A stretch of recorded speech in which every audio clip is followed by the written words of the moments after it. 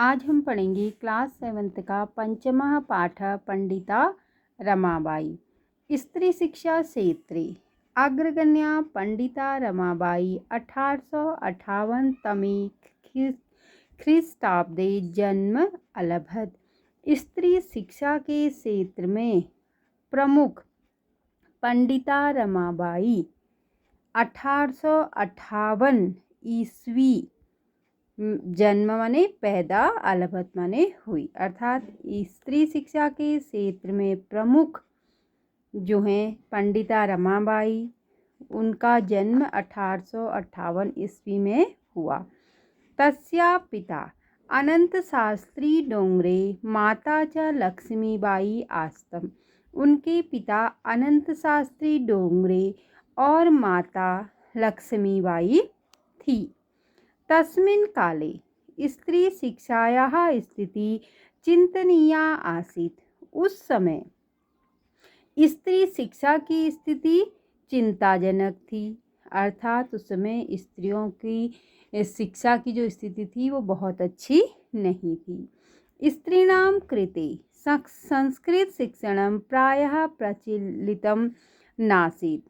स्त्रियों के लिए संस्कृत का शिक्षण अर्थात संस्कृत पढ़ना प्रायः अर्थात प्रचलन में नहीं था। प्रायः प्रचलन में नहीं था, नासीत माने नहीं था, अर्थात स्त्रियों के लिए संस्कृत का शिक्षण करना उस समय प्रचलन में नहीं था। किंतु डोंगरे रूढ़िबद्धा धारणां परित्यज्य स्वपत्नी संस्कृतं ध्यापयत।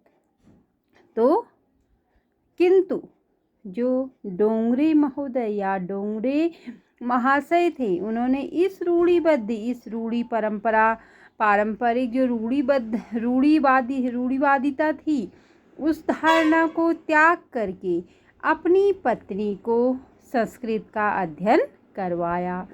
एतदर्थं सह समाजस्य प्रतारणाम् अपि असहत। इसलिए उन्होंने समाज की प्रताड़ना भी सहन करी, अर्थात समाज में संस्कृत पढ़ना क्या था, उस समय प्रचलित नहीं था। इसीलिए उन्होंने क्या किया, उस रूढ़िवादिता के विरुद्ध जाकर अपनी पत्नी को संस्कृत पढ़ाई। इसलिए उन्हें समाज की प्रताड़ना भी सहन करनी पड़ी थी। अनंतरम रमा अपि स्वमातु संस्कृत शिक्षा प्राप्तवती। बाद में रमा ने अपनी माता से भी संस्कृत की शिक्षा प्राप्त की। कालक्रमेण रमया पिता विपन्नः सज्जातः। समय के साथ साथ रमा के पिता विपन्न अर्थात गरीब या निर्धन हो गए। तस्या पितरौ ज्येष्ठा भगिनी च दुर्भिक्ष पीड़िता दिवंगता। अब क्या हुआ, उसके पिता बड़ी, पितरौ अर्थात माता पिता, ज्येष्ठा माने बड़ी, भगिनी बहन, च माने और, दुर्भिक्ष से पीड़िता अर्थात अकाल से पीड़ित होकर के दिवंगता मृत्यु को प्राप्त हो गई। अर्थात तब उनके माता पिता, बड़ी बहन क्या हो गई, दुर्भिक्ष अर्थात अकाल से पीड़ित होकर के मृत्यु को प्राप्त हो गई। तदंतरम रमा स्वज्येष्ठ भ्राता सह पदभ्याम समग्रम भारतम अभ्रमत। तदंतरम उसके बाद रमा अपने बड़े भाई के साथ पैदल पूरे भारत की यात्रा करने लगी, या उन्होंने क्या की, पूरे भारत की यात्रा की। भ्रमण क्रमे सा कोलकातां प्राप्ता। भ्रमण करते समय वो कोलकाता भी गई। संस्कृत वैदुषणी सा तत्र पंडिता सरस्वती चेति उपाधिभ्यां विभूषिता। संस्कृत की विद्वता को लेकर के, अर्थात जो संस्कृत में वो विद्वान थी, उससे उन्हें क्या था, पंडिता सरस्वती आदि उपाधियों से सम्मानित किया गया। तत्रैव सा ब्रह्म समाजेन प्रभाविता वेदाध्ययनम अकरोत्। वहाँ उन्होंने ब्रह्म समाज से प्रभावित होकर के वेद का अध्ययन किया। पश्चात् सा स्त्रीणां कृते वेदादीनां शास्त्राणां शिक्षायै आंदोलनं प्रारब्धवती। अब क्या किया उन्होंने? पश्चात् सा, उसके पश्चात उन्होंने स्त्रियों के लिए वही वेदादीनाम शास्त्राणाम अर्थात वेदों को लेकर के शास्त्रों की शिक्षा के लिए आंदोलन प्रारंभ किया। 1880 तमे ख्रीष्टाब्दे सा विपिन बिहारी दासेन सह बीकापुर न्यायालय विवाहम अकरोत्। 1880 ईस्वी में उन्होंने विपिन बिहारी दास के साथ बीकापुर न्यायालय में विवाह किया। साधैर्क वर्षात् अनंतरम तस्या पति दिवंगता, अर्थात साध माने आधा, एक माने एक, वर्षात माने वर्ष, अर्थात 1.5 वर्ष के पश्चात ही उनके पति की मृत्यु हो गई। तदंतरम सा पुत्र्या मनोरमया सह जन्मभूमि महाराष्ट्रम प्रत्यागच्छम। उसके बाद वह अपनी पुत्री के साथ अपनी जन्मभूमि महाराष्ट्र में आ गई। नारीणां सम्मानाय शिक्षाय च सा स्वकीयं जीवनम अर्पितवती। नारियों की शिक्षा के लिए अर्थात स्त्रियों की शिक्षा के लिए उन्होंने क्या किया? अपने जीवन को अर्पित कर दिया। हंटर शिक्षा आयोग से समक्षम नारी शिक्षा विषय सा स्वमतम प्रस्तुतवती। हंटर शिक्षा आयोग के सामने उन्होंने नारी शिक्षा विषय पर अपना मत प्रस्तुत किया। सा उच्च शिक्षार्थम इंग्लैंड देशम गतवती। वह उच्च शिक्षा के लिए इंग्लैंड देश गई। तत्र ईसाई धर्म से स्त्री विषय के उत्तम विचारे प्रभाविता जाता। वहाँ जाकर के ईसाई धर्म में स्त्री के बारे में जो उत्तम विचार थे उनसे वो प्रभावित हो गई।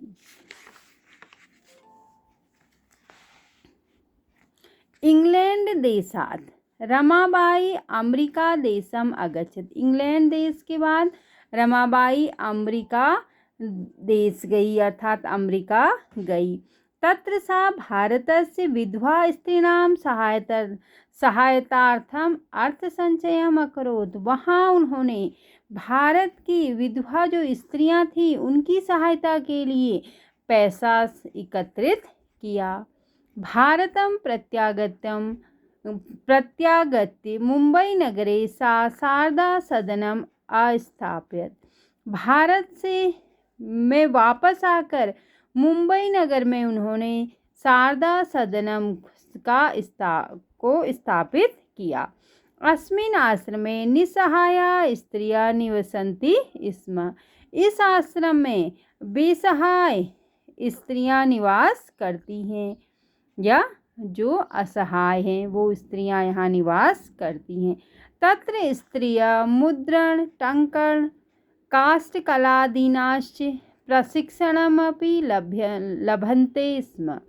वहाँ स्त्रियां मुद्रण, छपाई, टंकण, टाइपिंग, काष्ठकला अर्थात लकड़ी के जो काम कारीगरी करके कारीगरी की जाती है उसका उन्होंने क्या किया?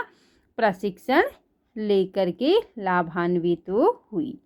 या कह सकते हैं कि वहाँ स्त्रियां क्या करती हैं? मुद्रण अर्थात छपाई का, और दूसरा क्या है? टंकण का, टंकण टाइपिंग का क्या करती हैं? और लकड़ी से बनी हुई चीज़ों का बनाने वाली चीज़ों का उन्होंने क्या किया? प्रशिक्षण लेकर के औरतें लाभान्वित होती हैं। परम इदम सदनिम पुणे नगरे स्थानांतरिम जातम। परंतु ये सदन पुणे नगर में स्थानांतरित कर दिया गया। ततः पुणे नगर से समीपे केडगांव स्थाने मुक्ति मिशन नाम संस्थान तया स्थापितम।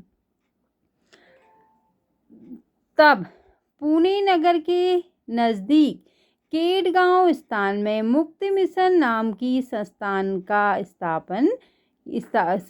स्थापित किया गया। अत्र अधुना अपि निराश्रिता स्त्रियः ससमानं जीवनं यापयन्ति।